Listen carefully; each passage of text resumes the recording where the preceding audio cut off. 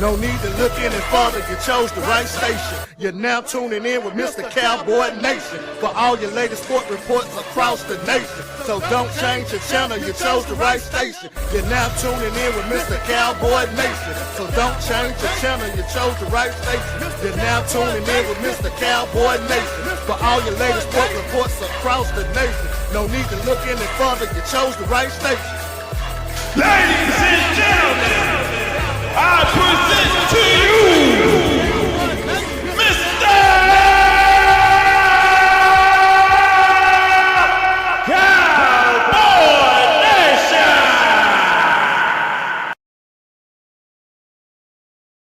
In this thing, what it do, man? This your dog right here. Who we got up in here?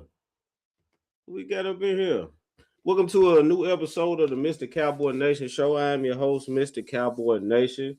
You can keep up with the podcast numerous ways. This page around Mr. Cowboy Nation McNary. I got one of my cousins in here. K-Bud, what it do, man? Yeah, so Jerome, Mr. Cowboy Nation, McNary, the Facebook page, the YouTube page, Mr. Cowboy Nation. IG page _ Mr. Cowboy Nation. Oh my.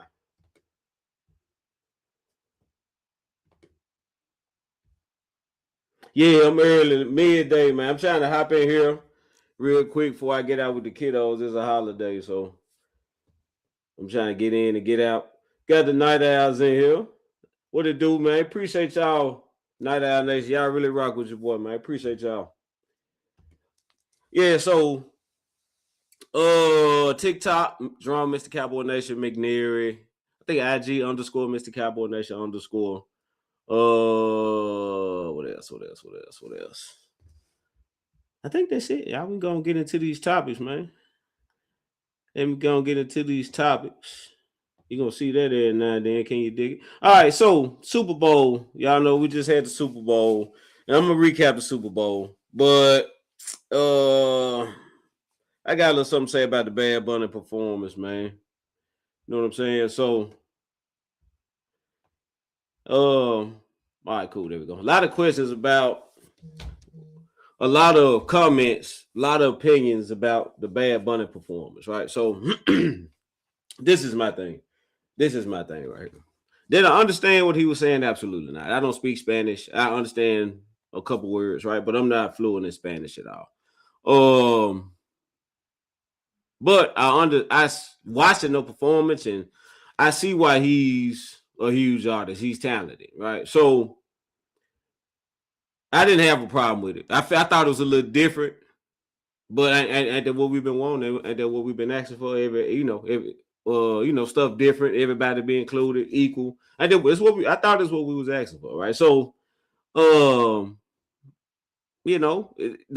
Kendrick Lamar performance last year, a lot of people didn't understand what he was saying, right? We understood it just fine. You know what I'm saying? So my thing was the way that we felt watching Kendrick Lamar last year in the Super Bowl is the way that the Latino community felt watching Bad Bunny, right? So, and I know for me personally, I was proud to be an American. I'm gonna say that. And I don't really do politics, but I'm gonna say this and I'm gonna get on out the way. I was proud to be an American because it felt good to see my culture, my people represented and displayed on such a big stage. So for me personally, the Kendrick Lamar performance was awesome, right? So, and I feel like that's the way the Hispanic community felt watching Bad Bunny, right? And if they felt the same way, then kudos to them, right? That's how I feel. That's how I feel about it. But for the performance, it was awesome. Awesome performance. I see why he's a huge artist. You know what I'm saying? I was with it. So, and I'm gonna say something else. Black people, y'all, there was cool. Got play cool coming in. So the black people that were saying, what up, cuz? Hey, what's up? I'm talking about this Bad Bunny performance. I was just saying, as black people, a lot of black people were saying that they couldn't understand what he was saying and about the show being in Spanish. I was about to say the same energy you have for the Latino community on Cinco de Mayo. It's the same energy you should have had at the Super Bowl halftime show. Because Cinco de Mayo, we all Mexican, we everything. We Hispanic, Puerto Rican, we all everything in between. Cinco de Mayo, we drinking tequila and eating tacos and celebrating, with the Hispanic community on Cinco de Mayo. So I feel like it should have been the same way for the Super Bowl. We should have celebrated with them then as well too. You know what I'm saying? Right. Right. I mean,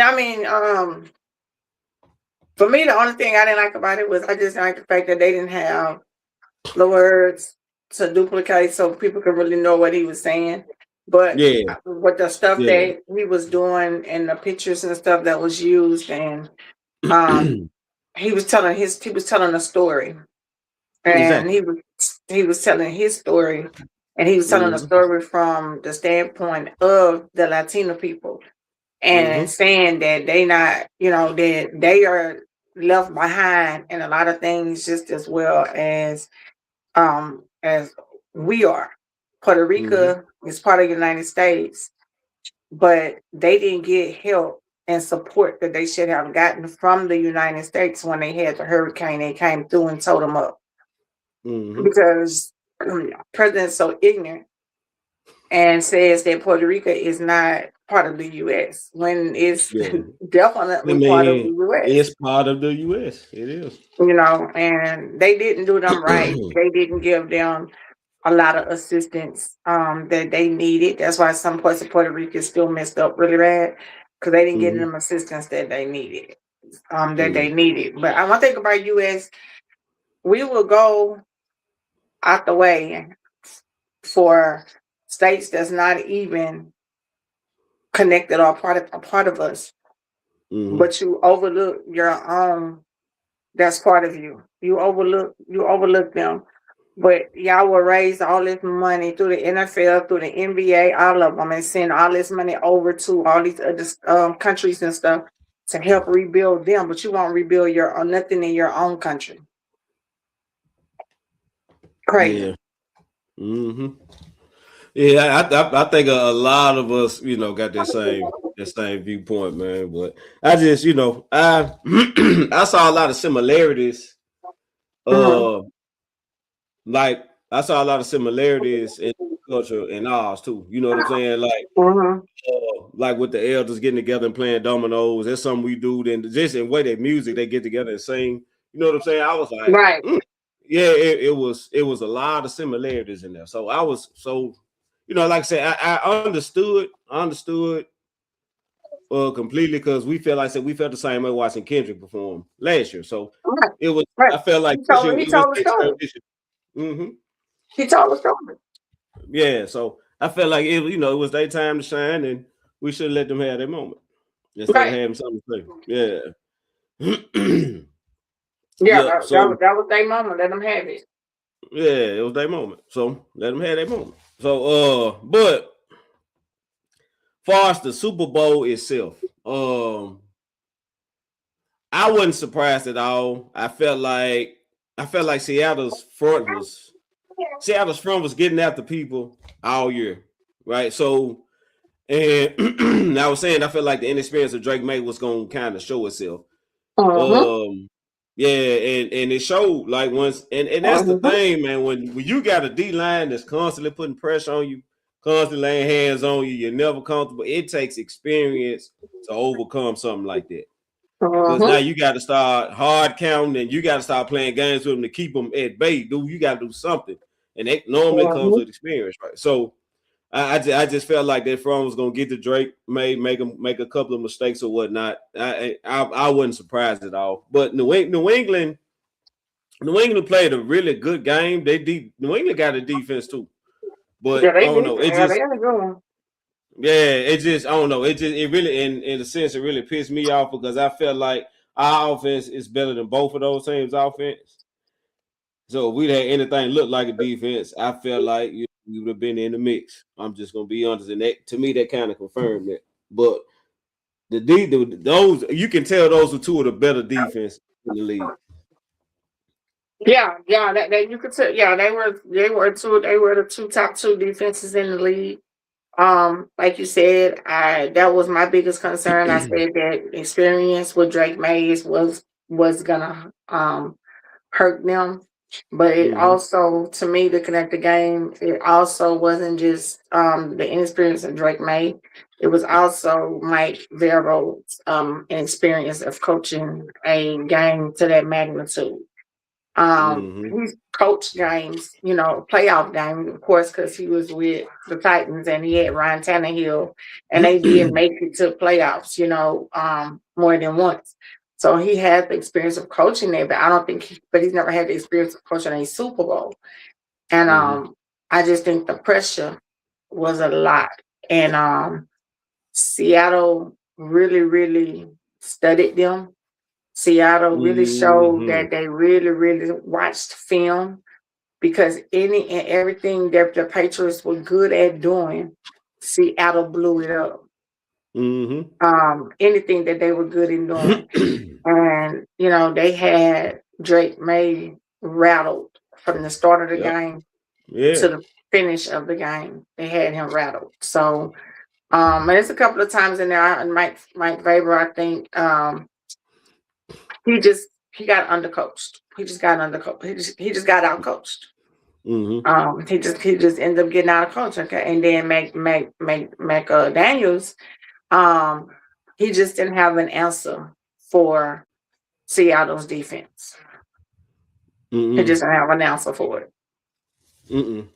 He didn't, and I'm happy you brought his name up, because you see how he got a pass, right? Nobody said nothing about Josh McDaniels and not having. You the first somebody I heard say that Josh McDaniels didn't have an answer for Seattle.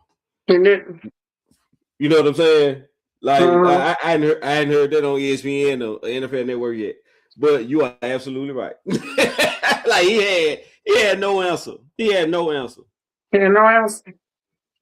None. Yeah, no answer. And then another thing that Seattle did was Seattle wore down Patriots defense They early. really did. They wore them down early. They wore them down. They Yeah. wore them down. They wore But the defense you down. see, Bug comment up here. He said that left side of the pass O-line got exposed. Will Campbell got his behind whooped all game. They were taking turn whooping Will Campbell over there. Man, you hear me?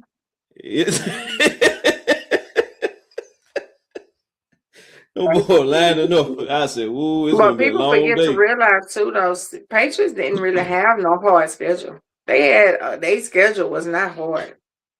Nah. Yeah, I'm gonna sip tea on it. Their schedule wasn't hard. Every day they was not. They had a weak schedule. But nobody want to talk about it though. Yeah, and they caught a lot of breaks with the injuries too. Yep. They got some breaks because I don't think they get past Denver if Bo Nix was right. You know what I'm saying? Right. Yeah, I don't think they get past Denver. Right. But, I mean, it is what it is. But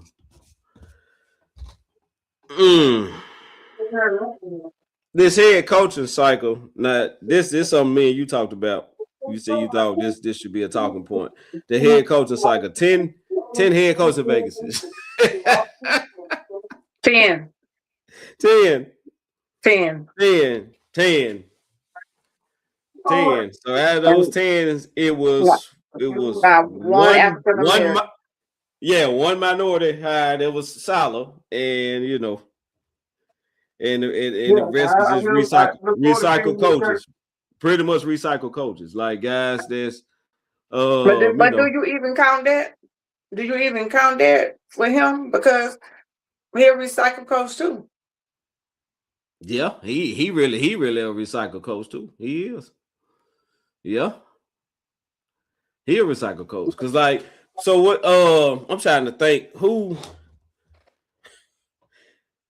and I'm gonna say this. This makes what Jerry did very significant now. You know what I'm saying? Because the question I was about to ask, what guy really got an opportunity this coaching cycle? And first person I thought was Christian Parker. Christian Parker got a very great opportunity. You know what I'm saying? Very great opportunity. So I mean, I'm just saying, like, people be quick to say certain things about Jerry. You know what I'm saying? But yeah. So boom, that what Bug said. No brothers in the head coaching.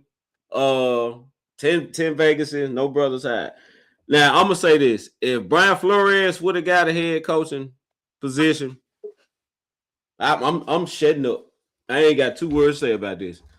I'm not gonna even bring this up. You know what I'm saying? If all they had to do was give Brian Flores a spot, I'm quiet because there's what Brian Flores did with the Minnesota defense. You can't name half of them players, right? So clearly he can coach in this league. When he was with Miami, even by when he was with Miami, and he was in Miami, he started winning, right? So clearly they reeled off 8 games straight. Yeah. After losing 8 games in the beginning, they reeled off 8 games straight. Only reason why they didn't go to the playoffs was because they waited too late to start winning. Yeah. So, and we know the story behind it, what he said he was proposed with and all that. But my thing was I thought GMs cared about winning. Right? We can go sign a player with a checkered past. But he can help us. He can help us win. As long as he can help us win, the off the field stuff we're kind of overlooked at up to a certain extent. But we'll turn the deaf ear and the blind out of some of the stuff you do off the field if you can help us win. I thought that's what this was all about, right? So when did GM stop caring about winning to the point where you were pass up a guy who clearly can win in this league. Right? You see what I'm saying? Like, he clearly can coach in this league. He clearly can win. We've seen it. It's proven at this point he should be a head coach somewhere. You know why he not? Why is it? You know why he not? Well, it got something to do with that lawsuit with the Miami situation. Yeah, because the lawsuit. Yeah, but because he's suing the NFL. Look, and the I'm judge just offered him. The judge just yesterday. I was just reading it this morning. The judge just gave him another hands up and said that his case is completely legit and it could continue to move forward. Because they were trying to get it thrown out. You know, they were trying to get it thrown out or whatever, because they were like, well, it can't be that bad. He's still coaching in the NFL. In their mind. But it's not about that. It's about the principle. It's about the principle of the situation. It's the principle that you thought you could do all this to me and tear me down, attack my character, and do all this to me, and think I was just gonna walk away like the quiet black man and don't say nothing. So, you know, if you listen to Jerry's statement when he was asked about Brian Flores, if you listen to his statement, that's what the same thing. That's what his statement basically said. Yeah. I don't know. I don't know. That's something I want to get in touch or get with, you know. You know, or whatever. Yeah. So I'm like, I'm just saying. So and this is my stance. I'm not saying go hire every Tom, Dick, and Harry because he's black, but I'm saying if a guy has shown clearly that he can coach in this league, he deserves a shot. Yeah, to coach in this league. Well, that's all I'm saying. That's all I'm saying, dude. So and it's I don't know what else Brian Flores need to do, but I feel like the league need to go ahead and settle this little issue out of court and let's move on. That's what I said. He clearly got you, bro. He got you. Just go throw up something. He got y'all. So just throw up something to keep all this quiet and let's move on. Don't get a man the head coaching job. And we can go on about his business as usual. But I want to get back to I'm gonna get back to the Cowboys for a minute. Well, we're gonna talk about Christian Parker and the defensive coaches. Now let's go talk about it. So his what's your thoughts on his staff? So I got him here. I'm gonna read them out to you. So the DB pass coordinator Derek Ainsley from the Packers, secondary coach Ryan Smith from the Cardinals, D-line coach Marcus Dixon from the Vikings, outside linebacker coach. I'm about to mess this dude's name up. Chidera Uzo Deribe from Georgia. Scott Simmons. Now this is the one that kind of got me. Scott Simmons. This dude was the defensive coordinator at SMU, so he ran the whole defense of SMU. And he just come in to do inside linebackers. Yeah, I was like, whoa, like you know what I'm saying? An assistant secondary coach Robert Muschamp from the Chargers, and the Chargers had a top 5 pass defense last year. SMU was a top 5 defense in the college. Oh my! Yeah, SMU was top 5 defense of college this past season. They were top 5 defense.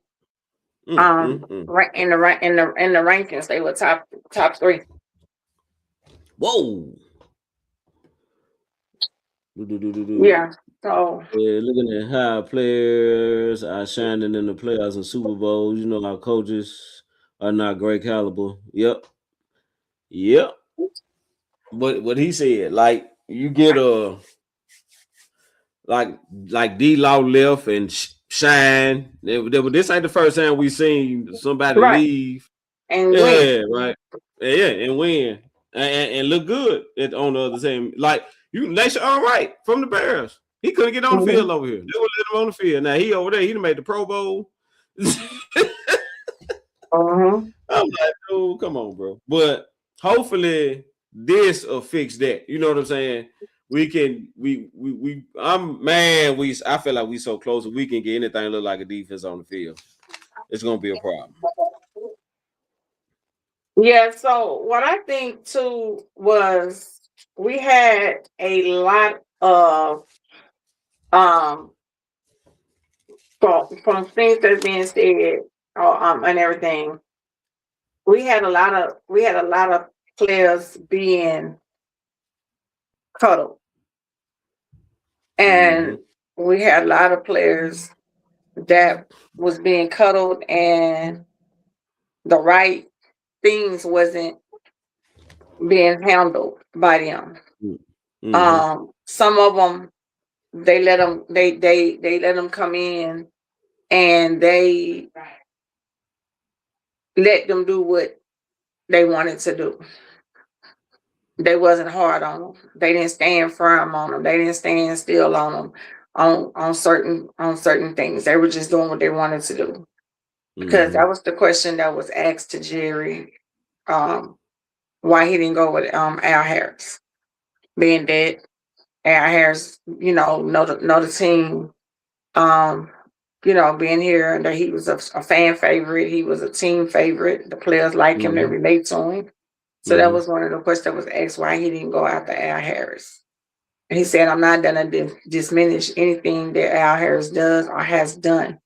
And this quote, I'm not going to diminish anything he has or has done. But Shotty goes and Shotty said, but I can't have coaches here that's going to be the player's friend other than a coach. He said, I can't. He said, I worked with Al. Al's a good dude, good person, and he's a great coach. But I need someone who's not going to be afraid to tell the player when they're wrong. Someone who's not going to be afraid to tell the player, no, that's not what I said. No, that's not what I want done. Instead of saying, let's go coach him. Yeah, instead of saying that you the top dog on the team, so I can let you get away with a little bit here, a little bit more, a little bit here, a little bit more. I can let you get away with that. I can let you get away with it. And I love Al Davis, but if that was the reason of why they didn't try to go with him, I'm not mad about it. Yeah, I'm not mad about it. But I will say, is proof is in the pudding. When he was here, he had them DBs balling.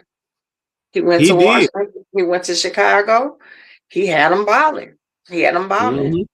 So I think it was more of an aspect of him being nice, extra nice to certain players, and letting them get away with certain things versus them saying no, he's not talented enough. So I think Christian Parker is going to bring a whole new attitude to this defense. You know what I'm saying? As far as everybody is accountable, a lot of physicality. Like you said, I feel like Shotty has a vision for this team. He wants this team to be physical on both sides of the ball, right? And that is something we were not on. We were not physical on defense last year at all. So I feel like that was one of the main things that he was looking for, that and being able to teach it. Being able to teach it was something that Shotty said was real high on the list. But which to me equates to developing players. Like, can you develop young players? And we've seen him develop. He helped develop Surtain. We've seen him develop Quinyon and Cooper DeJean into all pros, right? So clearly he can develop. So I'm very excited. I'm very excited about where this is going, right? So, I don't know. I'm really rooting for him, man. I hope this works out for him. I really do. Yeah, I hope it does soon, and I honestly think it will. Because not one single person he hired on his staff is his friend. Which is a They're great not. sign. They're not his friend. Like my Mm. buddy. Like I know you. Me and you cool. We've been friends since college. So I'm bringing you on. No, that's none of them are friends. Mm-hmm. And his word. I mean, they friends as of job related wise, but Mm-hmm. his word was that his word was, I'm gonna go out here and I'm gonna go get the best and what I need. After looking at film from last season and players, I'm gonna go out here and get the best that I need for the areas that I'm looking at that's terrible. There's no wrapping up, there's no tackling. You acting like you scared to hit. Man. That was part of what he said when he was watching film with them. Yeah. He I said think they were just we don't do confused. that. I really think they were confused. I really do. But Eberflus had them all over the field. He just didn't know what he was. He just don't have it no more. And I'm just saying, like you gotta get with the program with younger coaches. You gotta have this college effect this college effect from coaches because that's what the league is. That's what the league is now. Yeah, that's what it's going to. That's what it is. So you gotta have coaches that can get out there and they can duplicate and they could do some of the same things that's being done and bring it to the NFL and make it work. But you gotta have the right players for for whatever your scheme design is, and everything. But I really think that Jerry made. I mean, I don't even think it was Jerry. I think it was Shotty. And then he didn't tell Jerry that's what he wanted. But for Jerry to allow it and let it happen, it tells me that a teeny bit of me tell me that after seeing DeMarcus Lawrence win or whatever, a teeny bit of me tells me that he want to win. Yeah, because DeMarcus Lawrence called the shot, bro. Like he called it. He called the shot. Like we can get mad and say whatever we want to say, but he called the shot. He called the shot, man. He called it. So, but on the other hand, if we keep it 100, if Seattle didn't have the defense they had, it'd have been a total different team. Oh, absolutely. So it goes to say that defense wins championships. You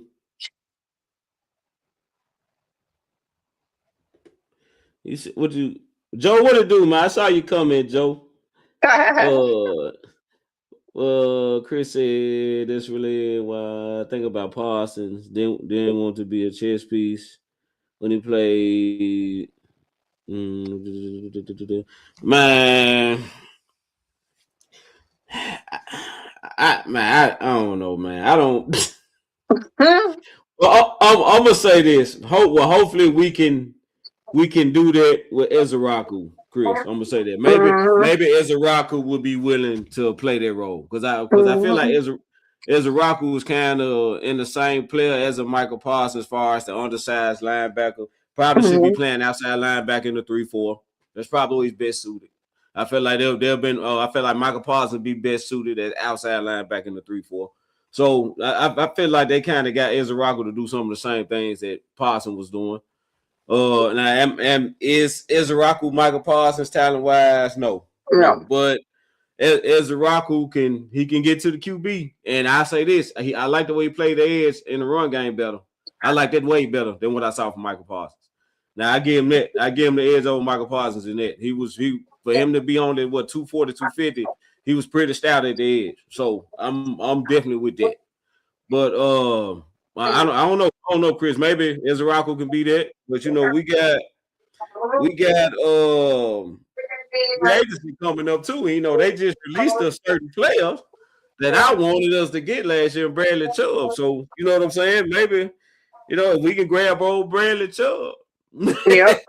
No, we wanted him. They had reached out to them last year for him Yeah, exactly. That's what I'm before saying. they went and get what's his name. Well, They had reached out Quentin, to them. yes, sir. Yeah, but So see, we yeah, can they see. are. We can see. Yeah, yeah, you right about that. They do, man. Seattle was well coached. Well Go coached. put it well coached. They were well Yeah, but coached. go ahead, They didn't even have no penalties man. But until late in the game. They didn't even have like no penalties total, until like fourth quarter. that's And crazy. when it didn't matter. Yeah, that is crazy. Well That is. disciplined. Disciplined. Mm-hmm. And that's Mm. the issue. That's the issue we have. We're never disciplined.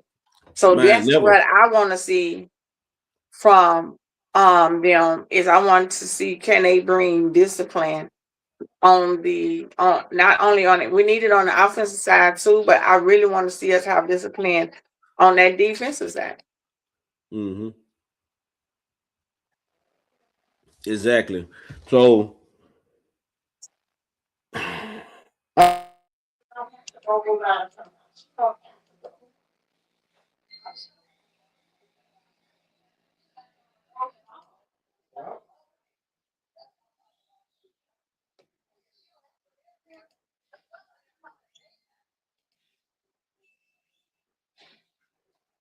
Roles and preparation.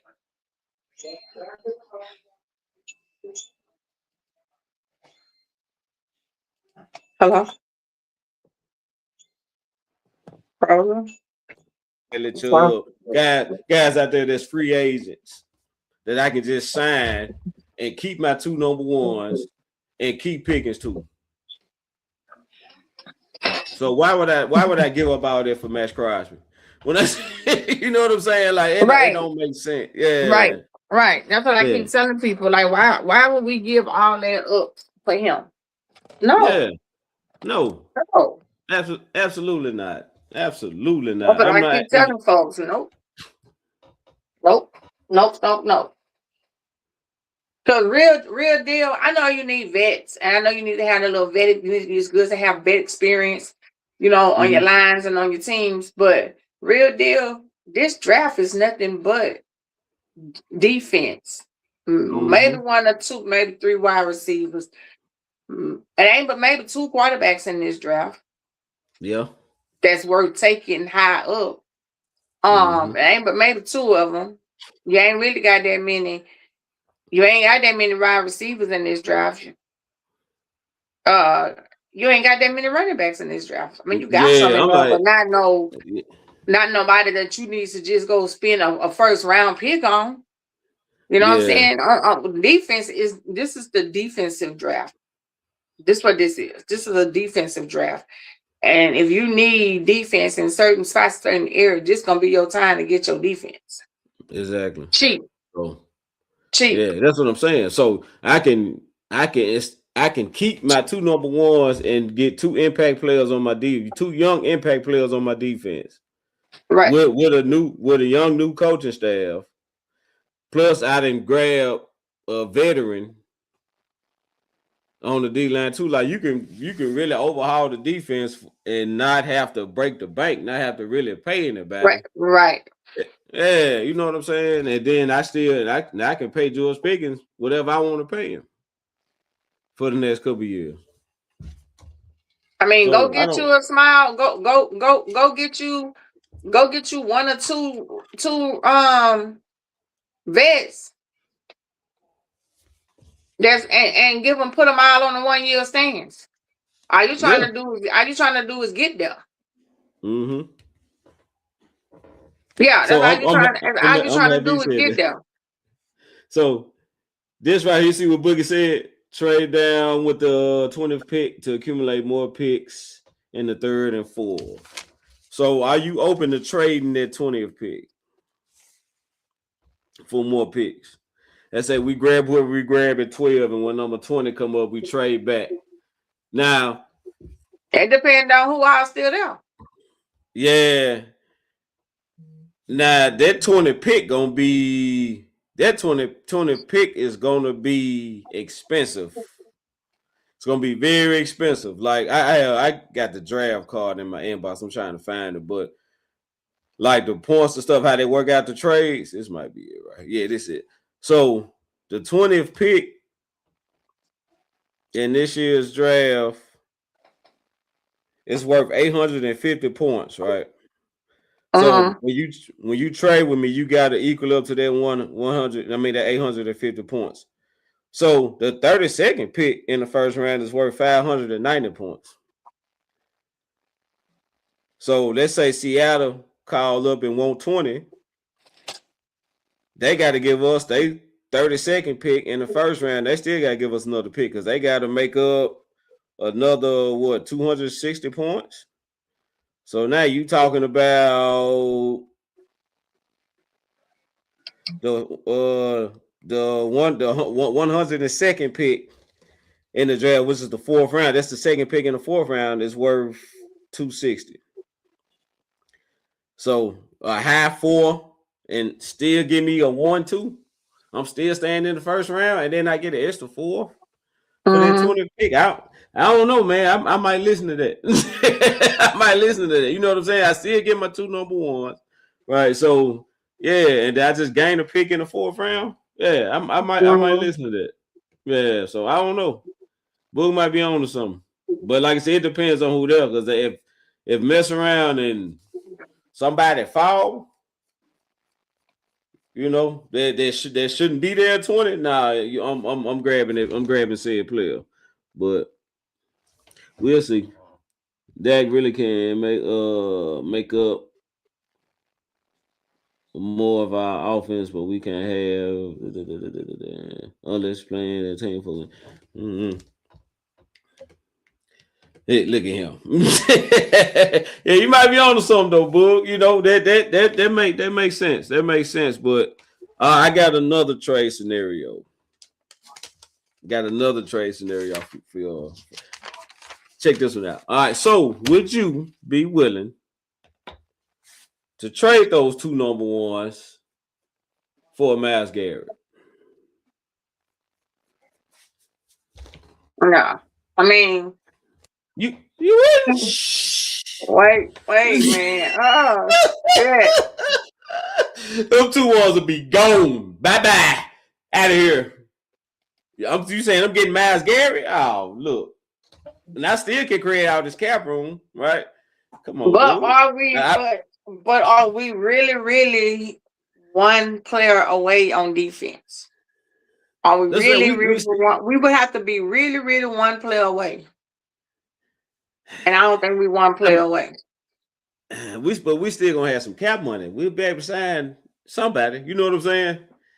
But ooh, Lord, I'm just with Myles Garrett and what we got and with Ezra Rocco and these 3D tackles. Still got Perry Young Winfrey. Still got Solomon Thomas. Like that front would be so nasty. Oh my God. Oh, it really and that would you wouldn't have to put as talented guys on the back end with what you be doing to the line of scrimmage up front. I guess that's what I'm looking at. You can get away with some okay guys on the back end because that ball coming out quick. Like so, ain't nobody gonna be sitting back there holding the ball. That ball got to come out pretty quick. So I don't know, man. I don't know. Them two first round picks be out of there. He said, Will said, do you want 2 great players on defense or 4 good players on defense? 2 great players or 4 good? Ooh, I don't know. That's a good question. I can't answer that. Yeah, now you're right about that. I tried to trade the Michaels for Miles straight up, you know. But I don't know, but we probably had to get them Michael and something else, man. Because they really could have made the case that Myles Garrett is better than Michael Parsons. And I agree. I think Myles Garrett is better than Michael Parsons. So we probably owe him a little something, late round pick or something. Yeah, we do got a lot of holes. But man, That having that up front to cover a lot of them holes up. Man. Exactly. I promise it don't. It makes 0 sense. Now, Max Crosby don't make sense because Max Crosby is good, but he's not a world. Miles Garrett is a world changer, dude. Like you get him, Yeah. you add him to the front, everything changes. You still got Quentin Williams in the middle too, dude. That is you're not gonna be able to block that. Like that's gonna be too much. It's gonna be an unfair advantage. He said, "Oh, with Nikki, what is our corner room looking? Yeah, Bland got bad knees. Everybody said Bland got bad knees. I think Yeah, Bland will be man. all right, man. Bland got he not Bland not reliable no more. He's starting to be he's starting to be a liability. I don't know. I don't know. He not reliable no more. 2 years straight you didn't have to have surgery on the same foot. So Yeah. becomes a point to where we gotta ask ourselves, is it therapy and training not being done right? Mm-hmm. Or are you not training right? Yeah. You know, it becomes that. It's kind of like a Trayvon Diggs. You know, Mm-hmm. are you training right or you not training right? Yeah, exactly. I don't know, man. So I mean, but you still got. I think I'm not ready to close the book on Siobhan River either. I think Oh no, there's of course not. So I think there's another reason why I like the Christian Parker hire. I want to see how he develops River. I think River, he got the size and speed to be special. He do. I think with the right coaching staff, man, he can be something serious. I Oh honestly no. believe that. Yeah, Rubber now. We ain't getting rid of him right now. We don't get rid of him right now. Yeah. Because at the end of the day, it's not even. I don't even blame that on him. Me neither. I don't even blame that on him. And to be honest, the only one that I really blame some stuff on is Everflus and Kendall Murray. Yeah, because I don't know what the hell Murray had going on at the. and it's sad because he was a first round pick. Yeah. And Eberflus just insisted on putting him out there. Kept putting him out there. And I'm like, dude, why do we go get Logan Wilson and we gonna keep putting him out there? That's what Jerry asked. So I think that's what pissed Jerry off towards the end. Because Jerry went and asked him. He was like, why wasn't Logan in the game? Yeah, exactly. Oh yeah. Man, so Overshown, man. Look, Eberflus had everybody looking bad. Everybody. Because everybody. This defense had pieces to be not ranked number 32. Right. There was some talent on this defense.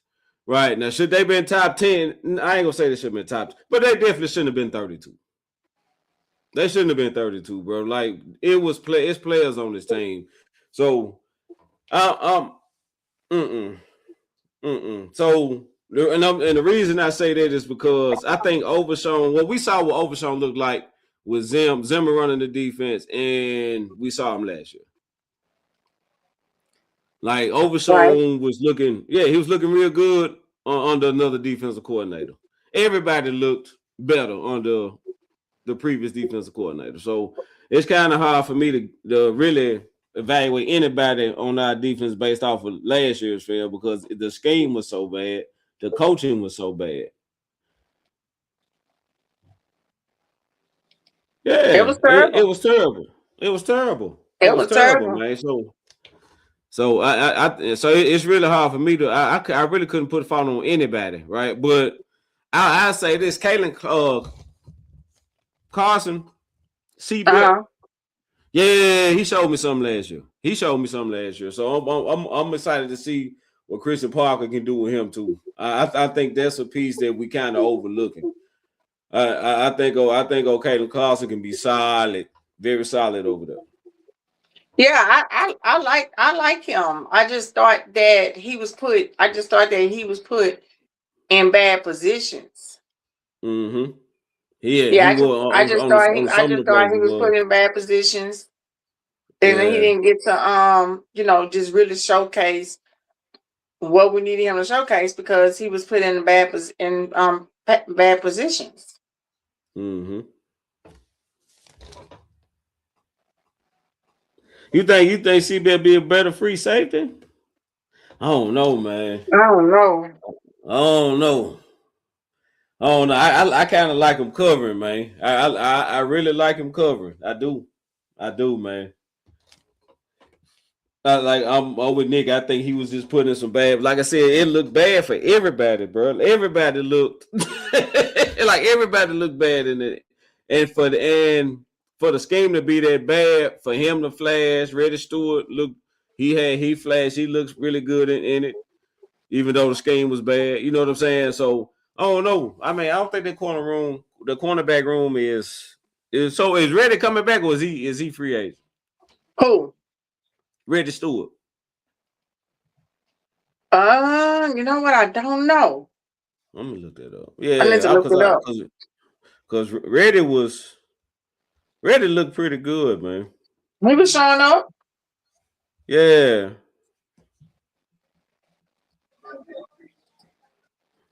but I don't know, man. That Miles Garrett, man. I saw that this morning. I said, "Ooh, Lord Jesus." I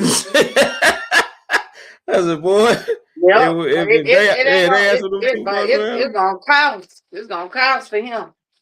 yeah, but It's gonna cost. look at what you getting." It's gonna cost dramatic. That's a move for me though. That's a move though. I would only make if I'm sincerely one player Mm-hmm. away. Yeah. If I'm sincerely one player away, that's a move I'm gonna make. Oh, well, they saying prison. I ain't saying nothing about it being a free agent. We'll see. But I don't know, man. I think that them guys on the back end ain't as bad as we think. I just think we need some better coaching. I don't know. Yeah, but yeah, them two ones will be gone, man. But your franchise tag, that's tomorrow, right? Don't they want to open tomorrow?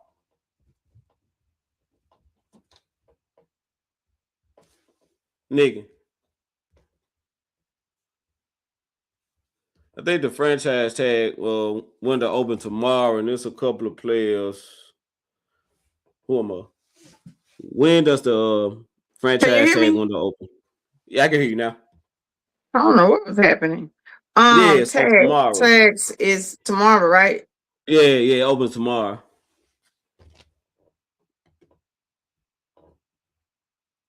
Yeah, it said the Lions game exposed that. Yeah, it really did.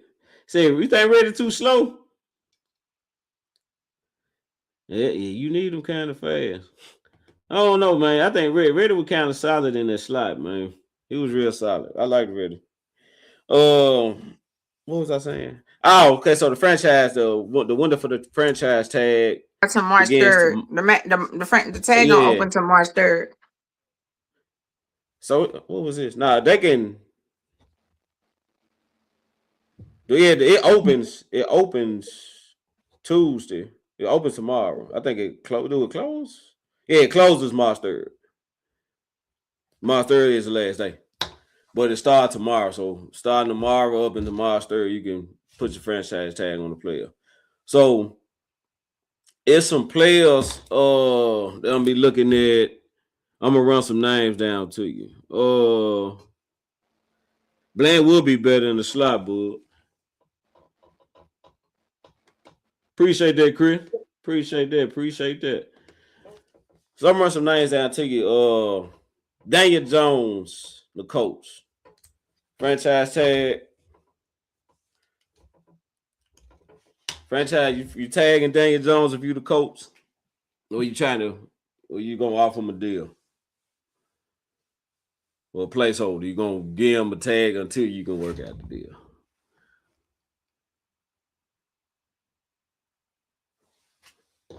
So for me personally, Daniel Jones, I think I don't know. The Colts ain't really got no alternative. You good? You hear me? Can you hear me? Yeah, I can hear you. Okay. Yeah, I'm gonna probably tag him and work out a deal. Gotcha.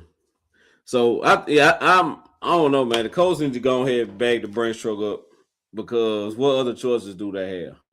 Right. Because it ain't no quarterbacks out here. Yeah, you the Colts have no other choice. You have to pay Yeah. Daniel Jones. Yeah, so we shouldn't even be. He shouldn't even make it to no franchise tag situation. Y'all should be trying to work something out with him immediately. Yeah. It ain't no quarterbacks out here. That's why I keep telling Muzz, y'all keep screaming and yelling, oh, we need to get rid of that. Who we getting? Who giving us the best option to come in and win now? Who we getting? Especially after the year he just had, nah, I'm good. I'm going. This first time in a long time I ain't worried about the QB. You know what I'm saying? Like I ain't worried about Dak at all. Yeah, me neither. Because Dak wasn't the problem. Yeah, I ain't worried about Dak at all, man. We need to get this defense together. But like the Colts can't say that if they let Daniel Jones. The Colts gonna set themselves back a couple years if they let Daniel Jones walk. You know what I'm saying? So they handcuffed, bro. They gotta bag the Brinks truck up and pay Daniel Jones. Like they ain't got no other choice. So you think they comfortable with doing that, knowing that he's finna come off this injury? What else they gonna do? What else you gonna do? Like what else? What else are the Colts gonna do? I'm trying to see what they picking at in. What they picking at in the draft? Oh man, it's like you don't want nothing. You don't want a deal. You don't want to. But like you said, there are no quarterbacks out here. There are no quarterbacks out there, and they can't depend on Anthony Richardson because he's been hurt ever since he came into the league. He been hurt. Colts ain't got no first round pick. Remember the Sauce Gardner trade? Yeah. Yeah, they ain't got no first round pick. So their first pick is round 2, pick 47. Oof. Think you getting a quarterback then? Yeah, nope. But it ain't gonna be no starter. It ain't gonna be nothing you want to put out there. Ain't gonna be nobody that ain't gonna be nothing that you could honestly come in and say, oh, he could take Daniel place.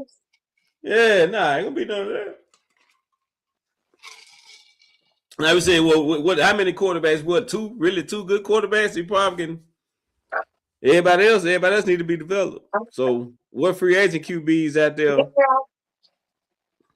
You gonna get Kirk Cousins? Like, what we doing? Like, you got to pay him. So, all right. So the next name, Jalen Phillips of the Eagles. I feel like they're gonna try to keep him. Mm-hmm. And try to pay him. Cause I mean, he wasn't a bad addition to them. You know what I'm saying? No, he wouldn't. He wasn't a bad addition, but I don't know. If let's just say, even like with him, if Philly let him go, let him walk and let him go, who they gonna get? Yeah. I mean, yeah. You don't even know who they gonna get unless they do some stuff and trade up in the draft. But where they picking at? Yeah. The best man available for that spot gonna be gone.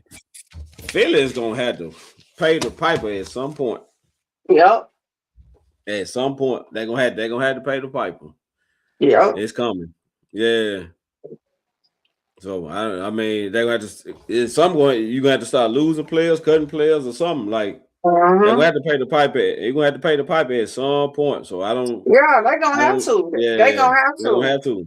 Ain't no way in hell y'all can keep keeping all these players like this. Ain't no way. Yeah. Like at some point we have to pay the pipers. I don't know if I'm feeling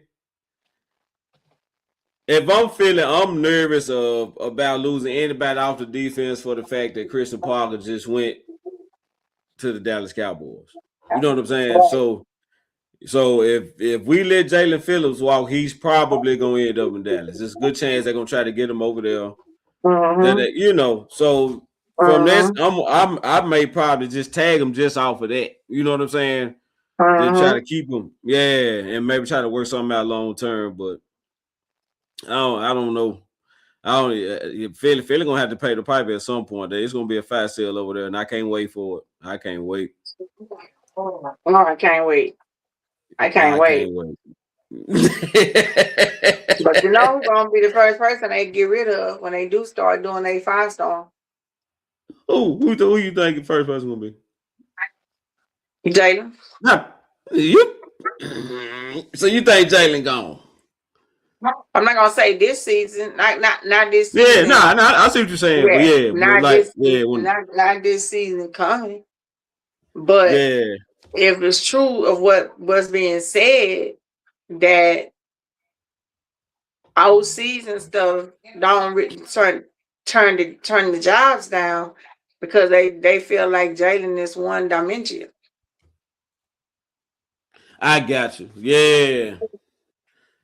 I mean, they had hell feeling. So I heard it was Sirianni. I heard nobody want to work with Sirianni. And that too. Yeah, but Shady did say that though. Last year he said Kevin Patullo couldn't really do what he wanted to do because Jalen couldn't run it. Yep. The complex route combinations. Yep. So and thing about this league, if you are one dimensional, when they find out, oh boy. Well, that's what we did in that game that we came back and won. That's what we did. We made Jalen one dimension. That's what the Niners did in the playoff game. They put it all on Jalen and forced Jalen to beat them with his arm. And he couldn't. He couldn't. I mean, that's what happens when you're a running back turned quarterback. Hey, baby girl, how you doing? But so we through with the he better than Dak talk. That's dead. Right? That's dead. We done with that. Only thing he hold over Dallas. Only thing he hold over Dak is the Super Bowl. But it's the Super Bowl, yeah. But he didn't get there because they didn't get there because of him. That D-line and that O-line was beasting. That D-line and that O-line was dominating any and everything it came across.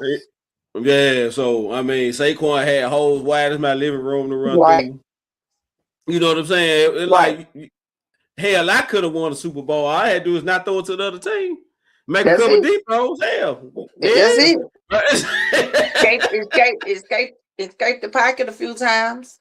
Yeah, like, but you not having to read no coverages and none of that because everybody in the box. We got to stop the run, right? That part.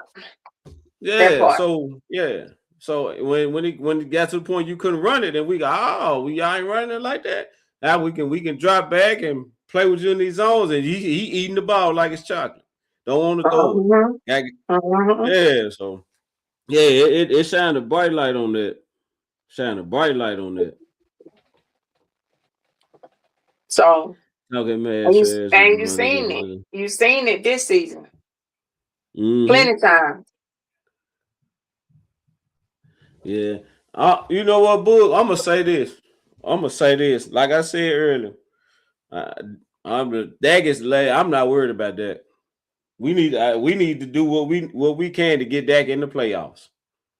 And let's see what happens. You know what I'm saying? I'm not worried about that. If we can put a defense together, if Christian Parker can come in and put a defense together, I like our chances against any team in this league, anywhere, anytime. Like for real.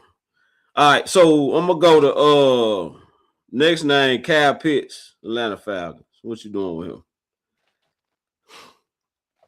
Carl, I'm trying to see if I can get something for him. You gonna trade and tag? I mean, tag and trade him? Yeah, I'm trying to see what I can get. Yeah, I got you. I don't know. I just He don't kind feel of came. like I don't feel like he'll fit. I don't feel like he'll fit in Atlanta. I just don't feel like he'll fit. I just don't feel like they got the best of him in Atlanta. He looked better last year. He looked better last year. So I don't know, man. But they didn't fire the coach right when he was starting to, you know what I'm saying, get it together. Right. Yeah. So Atlanta was starting to turn them boys around, man. Like next year really would have been it. You know what I'm saying? He got one more draft on his belt. Yeah, I think Atlanta been ready to do something. I really do. But you know how they go. But yeah. I'm like, oh, so they don't go on and let him go, right? When he kind of getting the team back to winning or whatever. Yeah, he turning them boys around. Then they hired a boy from Cleveland. After he did a terrible job in Cleveland. Yeah, but they say that he had Cleveland 2 years in a row or something, that Cleveland was top offense. I can't remember what they said. I say, so y'all gonna tell me that it's because he done something 3-4 years ago and ain't done nothing these past 3-4 years. It's okay to just uproot him. I mean, it's okay to let him go over here and take this man's job. That's crazy. Yeah. That's crazy. And watch Atlanta really compete for a playoff spot and not get in the playoff spot, and he gonna get all the credit. He gonna get all like he just like this ain't what already turned the corner when you got there, right? So, but anywho, oh no, I think I'm tagging him. I think I'm tagging Kyle Pitts. I may do a tag and trade too, but I'm for sure tagging him because last year was really the first year where he really consistently showed up. He really kind of been invisible there that whole time. So I think I might tag him. All right, so the next name is Trey Hendrickson of the Bengals. I'm gonna try to get something from. I'm gonna try to trade and get something for him. But if I can't, I'm gonna probably have to let him walk. Yeah, because he ain't gonna. I probably have to let him walk. But my first goal would be, let me see what I can get from. And you can still get something for him. You know what I'm saying? People gonna still he's still considered a good player. He just been injured, you know. So you can still get something for him. So I wouldn't let him just go if I just didn't have to. If I just didn't have to. But the thing is that what he gonna count against your cap? Yeah. Like there may be a big hit. So Boog said he tagging trading Pitts. Oh, what I said, tag him as right. Yeah. Get what you can get out of it. Yep. So what's it? Speed. We talking about Boog? Speed on D. All right. So Breece Hall or the Jets. I think it's a done deal with him, but them and Breece Hall and the Jets. You think they're gonna let him? I don't even think Breece want to be there. I don't think he do either.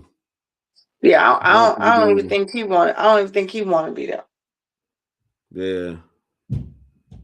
Hey, real quick, speaking of the Jets, Quincy Williams, Quentin brother, is he for a free agent coming up?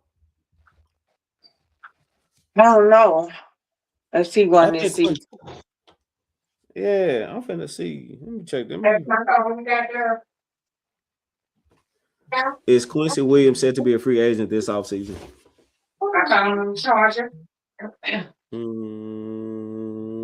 Yep, they say yes. New York Jets linebacker Quincy Williams is considered a top pending free agent for the 2026 offseason.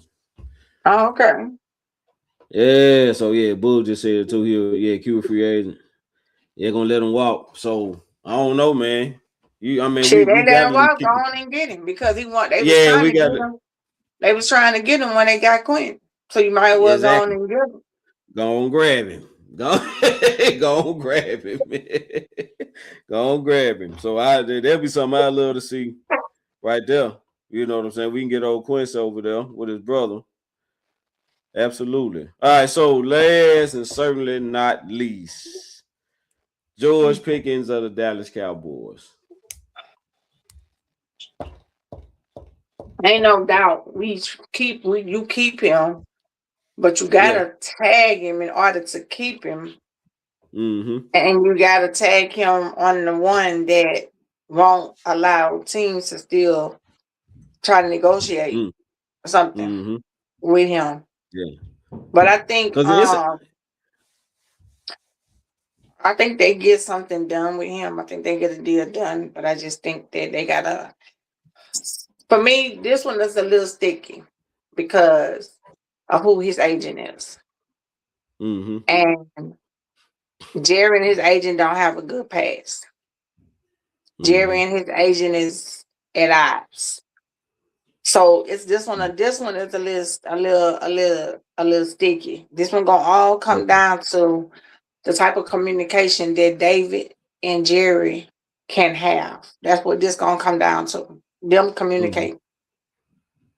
If they can't communicate, and if they can't get along, and if they can't come to a terms on what's best for the player, Mm-hmm. from both of them, I see this being a foreseeable issue. The type of person that Pickens is, I foresee it being an issue. But I need it done and done before the training camp because we don't need to go back to training camp with that type of foolishness over our Yeah, head. with no more mess. We don't need no more mess going into training camp. You sure ain't lying. But Yeah, let me ask you this. At the end of the day, David Mulligetta works for Pickens, right? right. So if Jerry does talk to Pickens and say, "Hey, I got 30 million for you next couple years. What you think?" Pickens like, "Yeah, I'll be cool with 30 million. All right, cool." You know. And at the end of the day, Pickens can tell Mulligetta, "Hey, look, take the money." Right. Yeah. Your agent worked for you. Yeah. Right. Right. So which makes me further question the Michael Parsons situation. You know what I'm saying? Because regardless of who said what, you knew Jerry was willing to give you a $200 million contract. You knew that for a fact. Mm-hmm. Right. So and when Jerry said, "Hey, nah, this my offer," it don't matter what Mulligetta think or none of that at that point.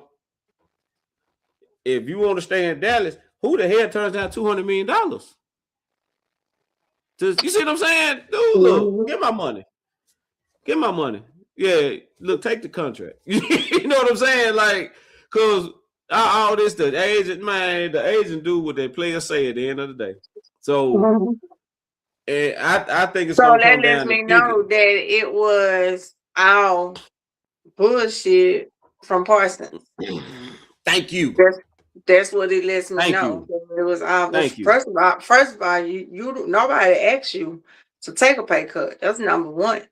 You ran Yes. your mouth saying that you would take a pay cut. You didn't have to be the highest paid. But now they trying to flip it and say, well, he said that, but he was saying if they went and got other players to go along with him, he would be willing to take a pay cut. Mm-hmm. And I said, Mm-hmm. even if he did, and even if that was the case, that he felt like if they go get other good players like Myles Garrett or whatever to come play along with him, he would take a pay Mm-hmm. cut. I said, let's just say that's what it was. And even if so, That wasn't nothing that you put out there to the public. You keep that to yourself, or you keep it behind closed doors. Because at the end of the day, he talks too much. At the end of the day, he has to learn that some stuff he don't even need to talk about or share with the media. It's okay not to share it. Thank you. Yes. Yeah. Yeah. So and my thing with that was you was the guy saying, hey man, I ain't gotta have 40 million. I'm Thank cool you. with 30. I don't see too much difference between 40 million and 30 million. But you signed for damn near 50 million. Right. So what we talking about? You signed for almost 50 million with something and turned down 40 million that you said you didn't have to have. And when signed for like, dude, come on, bro. And then you didn't get all of it because of the taxes. Exactly. And then you end up with the short end of the stick because if you'd have stayed in Dallas with less taxes, you'd have saw more of your money. You'd have saw more than 40 than you saw that you're gonna see it at 48. But yeah. But like I is. said, he talks too much, and then and I think he's just starting to be annoying because he with this, he trying to get talking to Matt LaFleur and them and whatever, and have them push to have Pickens go to go to Green Bay. Yeah. Or whatever. Like, what are you doing? Dude, what are you doing? And what are you doing? That's why Green Bay owner called Jerry and tell him he see why he got rid of him.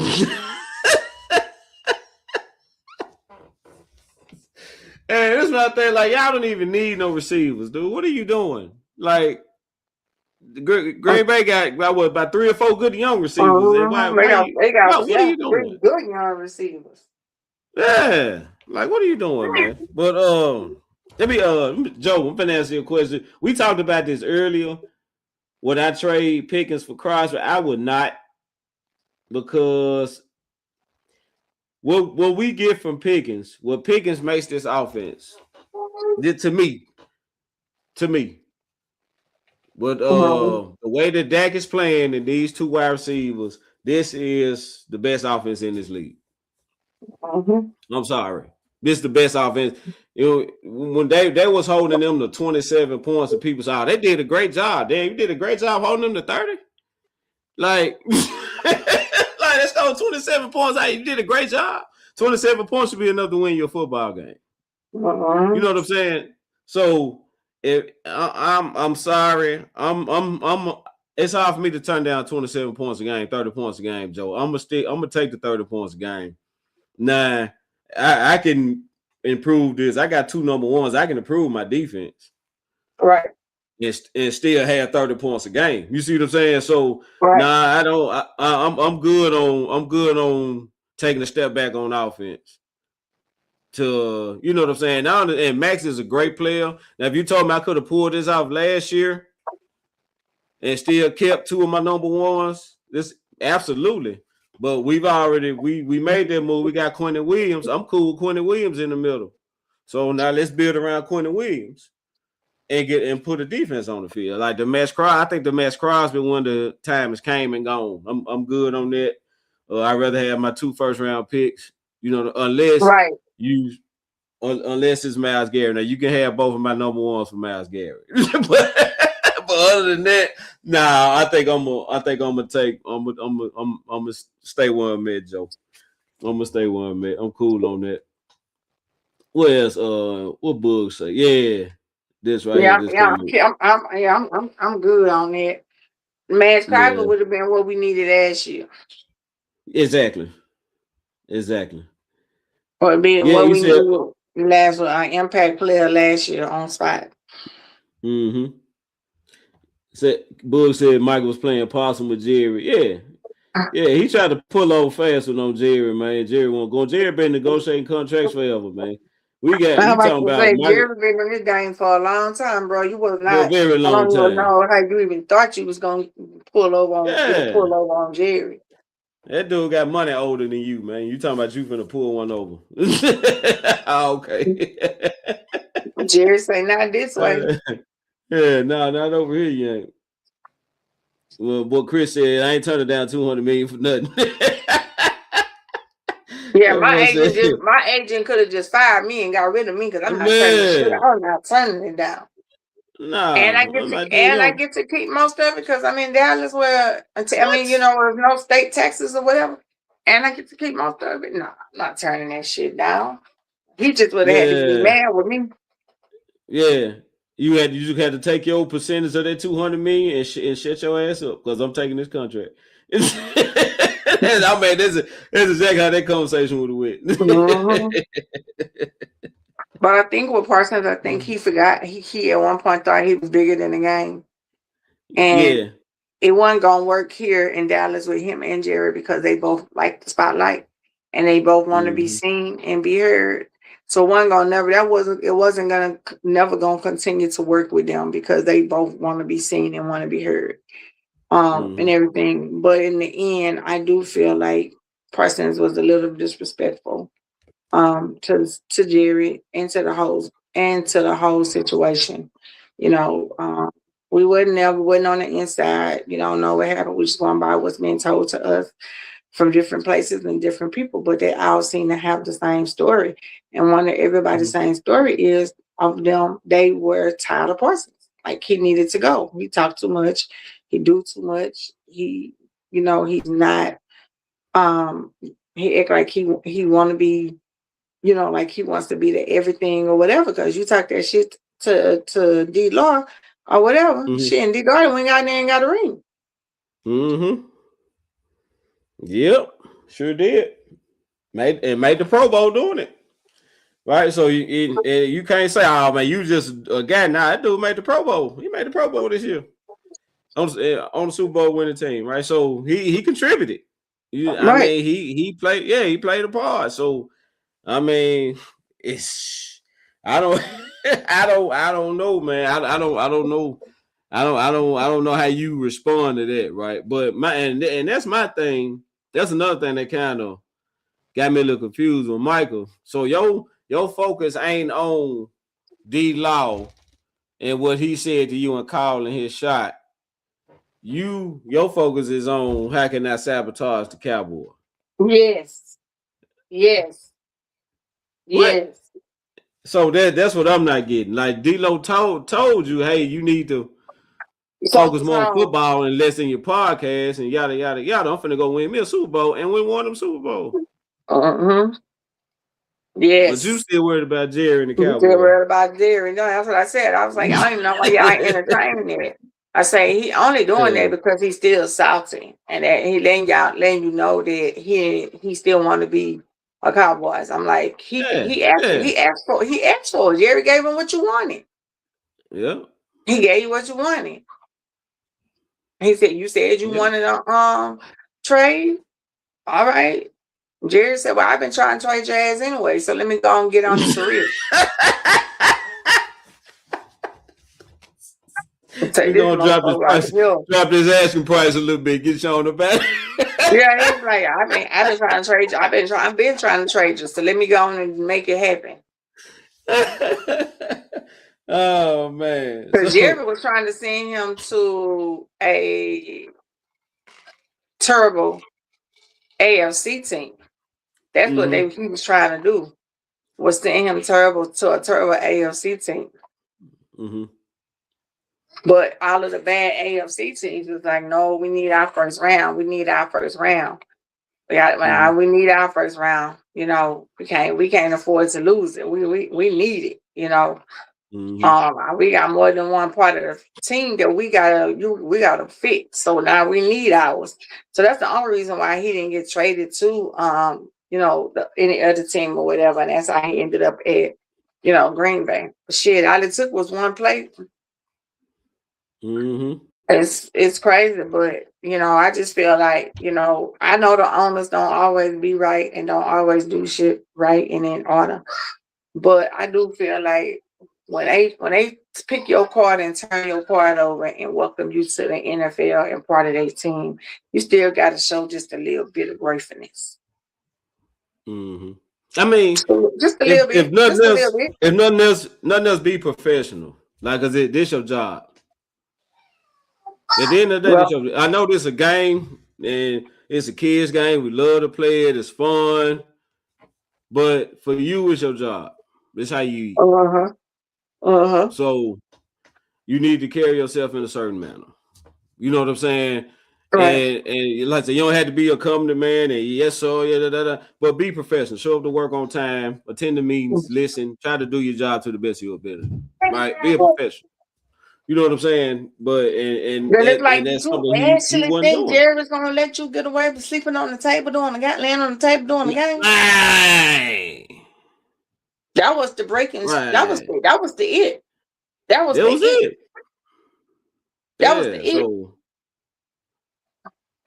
Yeah. it. So that was my thing. Like, bro, be professional. Like, and that was one thing I admired about Dak. I think Dak went above and beyond. Because it had been me, out Dak Prescott, ass wouldn't have been in training camp. Nope. I would not have been if I was in Dak's situation. Nah, I would have came to no training camp, buddy. Not at all. I ain't And not only did participating he in not nothing. come, he showed up. He He participated. showed up. He Showed ain't up and argue. participated. None of that. You didn't hear None like of that. no Didn't arguing do about none it of or that. nothing. None of that. That's boy, you're a better man than me because I would not be out there. I would have not been out there, Jack. I'm QB1. Yeah, talking about I'm QB1 the guy. Oh, bro, why? And I gotta go through. Nah, you crazy, mother. Win without me then. I'm finna be over Right. on the sideline. Right. Yeah, I would have handled that. But I mean, like you said, not only did he show up, but I mean, he didn't fuss, didn't make no waves. He was a professional. You see what I'm saying? Right. He was a professional about it, and now he's still the highest paid player in the league. Right. So it's a way to go about everything, man. So you know, I don't know. I feel like he need to be accountable to, you know, he played some part in how it went down. And it didn't go down the way he thought it was gonna go down, and it is what it is. Just move on. We'd moved on. You should do the same. Right. Just move on, bro. Just move on. You got your 48 million. Just move on. Hell, we need to be trying to figure out how we're gonna knock D-Law off the mountaintop next year. Yeah, that's what we need to be focused on. So, yeah. So that's about all I got. You got anything? No, I think we hit. I think we hit. I think we hit it. I think we hit everything. You know, I just hope we don't fumble the bag. Oh, yeah, because we got on some things that we need, you know. Yeah, I just hope we don't fumble the bag. And I just really hope that Jerry just let them run the team the way they need to run it. Exactly. But it's been looking good so far. I ain't gonna lie. It's been looking very different. It's been looking like an actual football team is being built, right? So I'm with it. So the offense look good. Now it's time to build the defense, right? So I like the direction we're going. Hopefully Jerry can keep his hand out of it long enough for it to actually produce something. Because I feel like it's just a matter of time. Jerry gonna have the medal. I just hope we can at least get a ring out before we start. Right. But before we go, what's your take on the running back situation we got? Do you go ahead and sign Javonte again? Or do you let him go ahead and test the waters and you go ahead and rely on your, because we got what, my Phil Muffa, Jaden Blue, Phil Muffa and Jaden Blue. Right. So do we go ahead and rely on them or whatever, or do we keep that veteran in Javonte? Ooh, man. You know what? We really just need one back.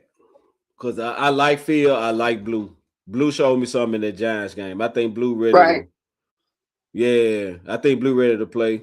I think Big Phil ready to play. So I like Javonte.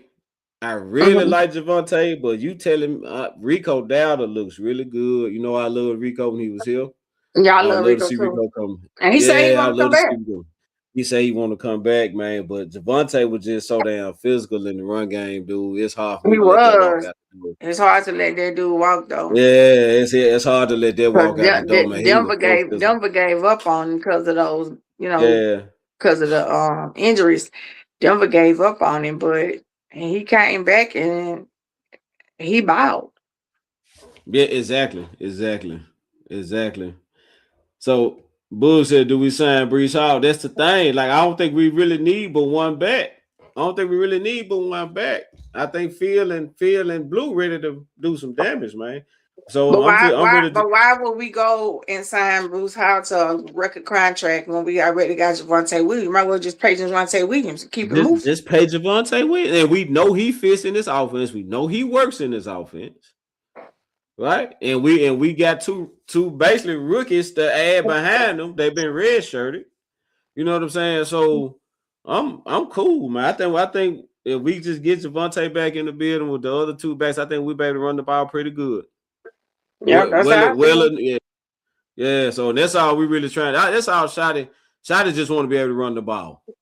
It don't have to Right, be Saquon Barkley.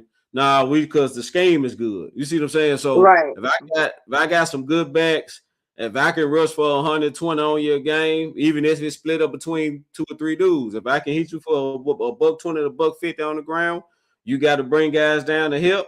It's gonna open up my play action with these weapons of mass destruction I got on. Yeah, you in trouble. I'm gonna give you 30.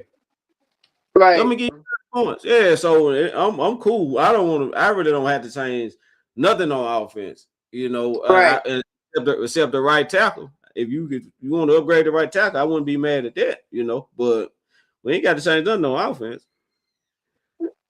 But I don't know. But the running back situation is we got some options. We got some options. yeah, that's what I feel. We got some options. Yeah. Yeah. Yep, but that's all I have. I guess we get ready for this trade deadline and tag deadline. The franchise See and all and that. So see what happens and stuff or whatever, and make sure and see how we moving this year. Because the way we move in yeah, this off season is gonna tell us what we're gonna do in preseason. I mean, in the regular season. yeah, you're right about that. Yeah, you're right about that. All right, so I want to end the show with a tribute to the number True. one Cowboys fan, Miss Price. You know, we just recently lost her, so I want you got any like memories or thoughts about her? Miss Price. Miss Price was a miss. A miss. She was so fun to be around. yeah, She was so yeah. fun to talk to, laugh with. And one of the things that I like the most about Miss Price, and it's not even her love for the boys, it's her demeanor. It's her, she say whatever on her mind. Mm-hmm. She don't care how you take it. She don't care if you like it or not. All she know is to be honest with you Mm-hmm. about whatever the situation is. But she loved the Dallas Cowboys probably more than she loved herself sometimes. Mm-hmm. She loved that team. I met Miss Price in 2017 during the draft when we had the draft in Dallas. That's when I met her. And from that point on, we had been friends. We laughed, we talked, we called each other, go do stuff together, Mm-hmm. and stuff like that and everything. And we was at Olive Garden. That was the day that we met, and that's when we went to see DeMarcus Lawrence, and that's when he signed my jersey. But we was at Olive Garden, so Amber Alert came in across the phone, but it was in San Antonio. Mm-hmm. But I remember this like it was yesterday. So Miss Price asked me to scoot out because we were sitting like in the bench, but she was on the end. So she asked me, I was on the end, she was in the middle, like she asked me to scoot out. So I said, okay, yes, ma'am. I thought she was going to the bathroom. She get up, she get out, she walk around the thing. Why Miss Price went around there banging on them people tables talking about Amber Alert, Black Honda Accord, Amber Alert, Black Honda Accord. I was like, if I could slide under this table right now.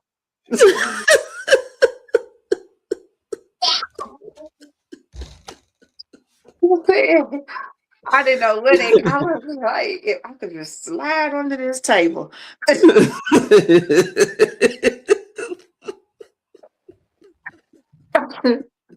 was like, oh my God. But that's like one memory that I will always have of her. Always have of her.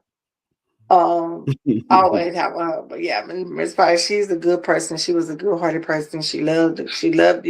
She loved the Cowboys. If she told you she loved you, she really loved you. She told you she liked you, she really liked you. Because if she did not like you and she did not want to be around you, if she had no problem telling you, I don't even like you. I don't even know what you're over here for. Baby, she was blunt. She was blunt. She was blunt. But I think what I liked about her too the most, like when we would be at games and I would see her in the tunnel, and if we was losing the game, I think what I liked so much about her was that she never gave up on her team. Like we never give up on her.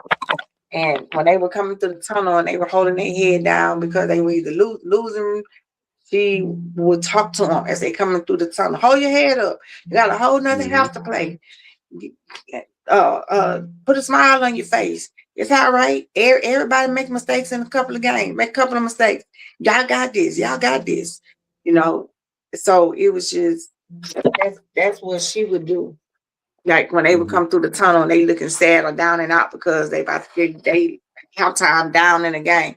She would and she was just, she would motivate them. She would tell them, "We ain't got nothing to give up for.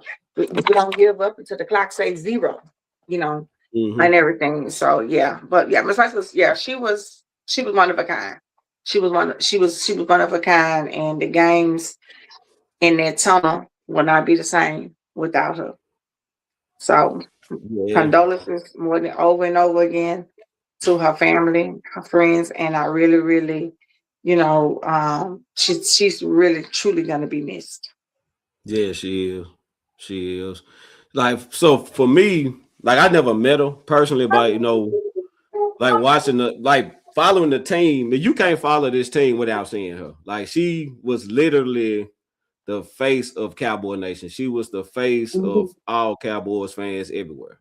Like she epitomized what it was to be a Cowboys fan. Like you said, the grit, the determination, never giving up. It don't matter if we getting destroyed. We still gotta like that's what it is. That's what it means to be a Cowboys fan, right? So huge loss for us. Huge loss for us. So I mean, there you go, Joe. So we're gonna end this episode, Mr. Cowboy Nation Show with a tribute to Miss Price. Thoughts and condolences go out to her family. Like nigga said, she would truly be missed. We're gonna get out of here, man. We're gonna have a moment of silence for Miss Price. And be sure to follow or stay, in the loop or whatnot to find out the next time or the next episode of Miss Cowboy Nation Show. We thank y'all for coming through. We thank y'all for coming and participating. Nick, I thank you for showing up. Oh, no problem. And before we end, I don't know if anybody listening in the Dallas area are planning to travel, but her services are this coming weekend, Friday. It's gonna be a wake and visitation from 8:30 a.m. to 9:30 p.m. on Friday, and it's at Golden Gate Funeral Home in Dallas, Texas. Okay. Saturday, her funeral will be at 11 o'clock a.m. and it will be at Abach, which is in Dallas, Texas, as well. Pastor Ricky Rush Church, Abach.